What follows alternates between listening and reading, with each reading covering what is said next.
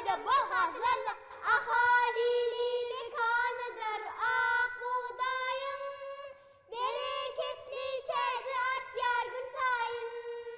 Saçaklarımız yılacak çörekten doli. Göğ asmanına doğan nurlu günyali.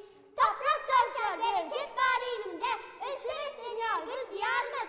Alkışlı arka dağlı kahma serdarımız. Başına dik varsın saat varsın canımız. Alkışlı arka dağlı kahma serdarımız. Başına dik varsın saat varsın canımız. Arka dağlı kahma serdarımız. Ahali layıtınız rahmetkeş halkın adının. Çoğunuz kavli dayında.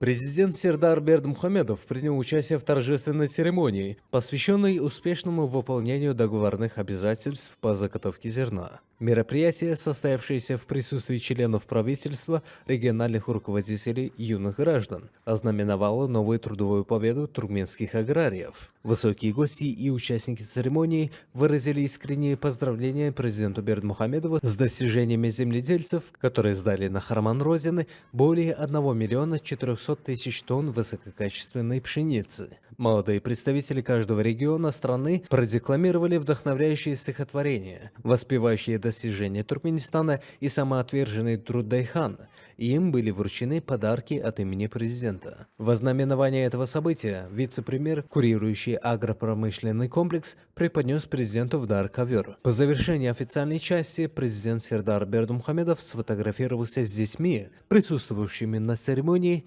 подчеркнув теплое отношение к молодому поколению страны.